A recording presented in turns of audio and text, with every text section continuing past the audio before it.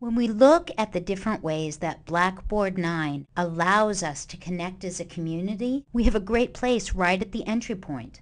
Brahman.blackboard.com, our new entry page, we now can post notices directly on it. So for instances like we're dealing with right now, where there were updates made to attendance policies before they could be changed in the syllabi for all courses, we have an easy way to let the students be able to access the most up-to-date information. It may seem like a small thing, but being able to say to the students right off the bat, well, guys, make sure you take a look at the attendance policy. It's right there when you log into Blackboard. That takes the pressure off of you to continuously be the messenger. The message is right there. Particularly if you're teaching a blended course, it's very easy to just point it out. Guys, don't forget to take a look. Additionally, you see, we also still have the information for people to be able to access the old Brandman Blackboard 8 server. This is important and it relates to community as well. Why? Let's log in and I'll show you. For those of you who are involved in community organizations that were on Blackboard, and many of these are still indeed active and being used. School of Ed accreditation site, the CTEL CLAD exit portfolio, the MA Special Ed portfolio. These organizations will be moving. Until they're ready to be moved, we will keep them active on the Blackboard 8 server.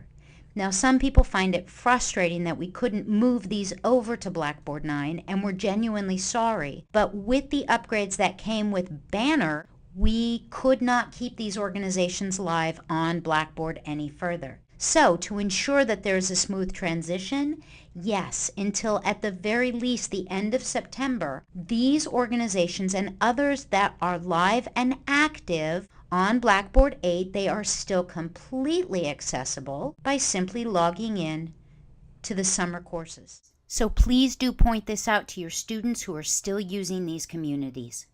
When these organizations are live in what will be their new home on MyBrandman, there will be a great deal of information coming out, so everyone who's currently in an organization will easily be able to find it in its new home.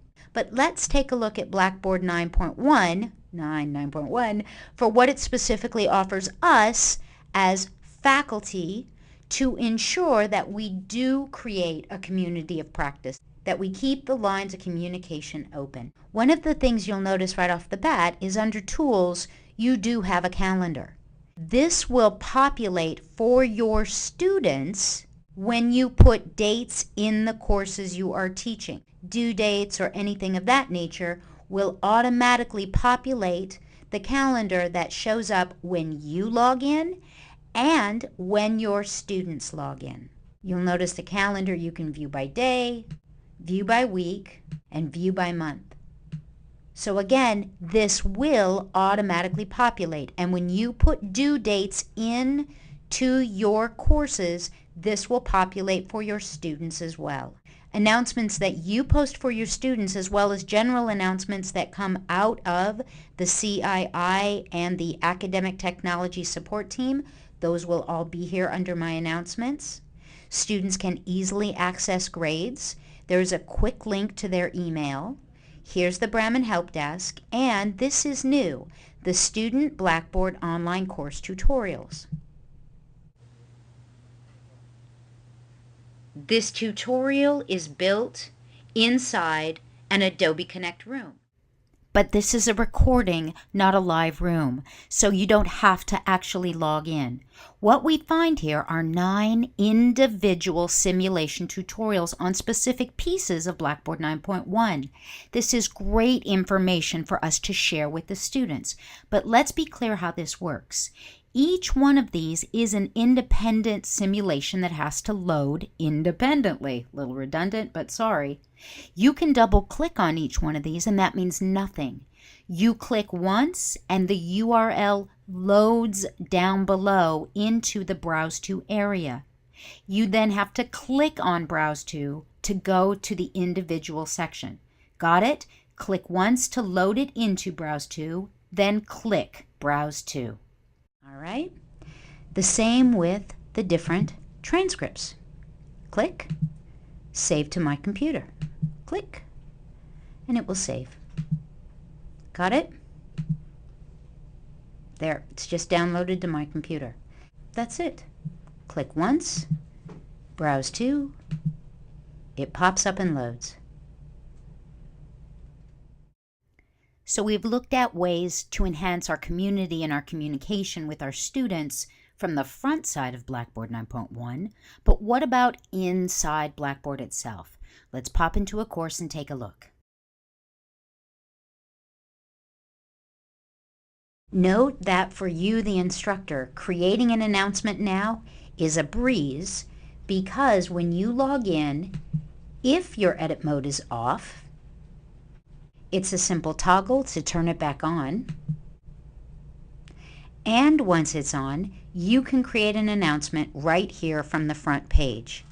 Please, please use this feature.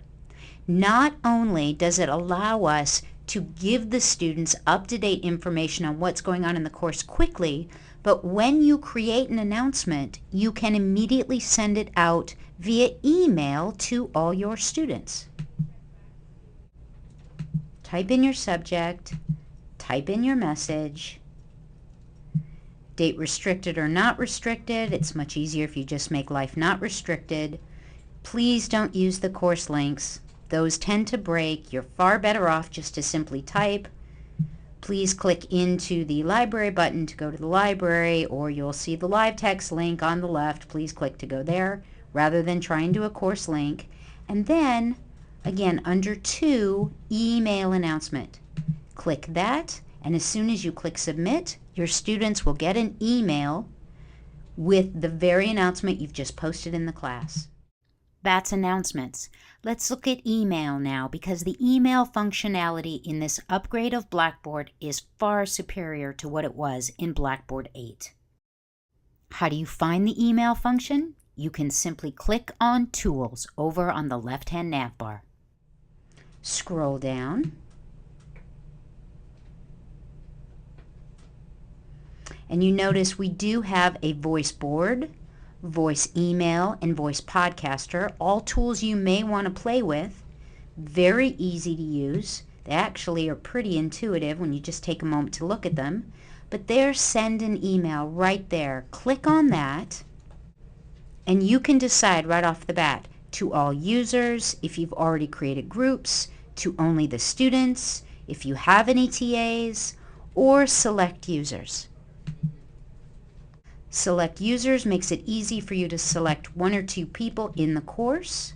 You move them from available to selected using the center button. If you've made a mistake, no harm, no foul, click, move that person back. When you have the names, you simply give a subject, type in your email, you can attach a file, and click submit. You will also receive a copy of every email you send this way. One last great trick is the email feature inside the discussion board. Let's look at in the discussion board. What we can do in the discussion board is not only post to the whole board, but when someone does post, if we click to read it, the author's name will be blue.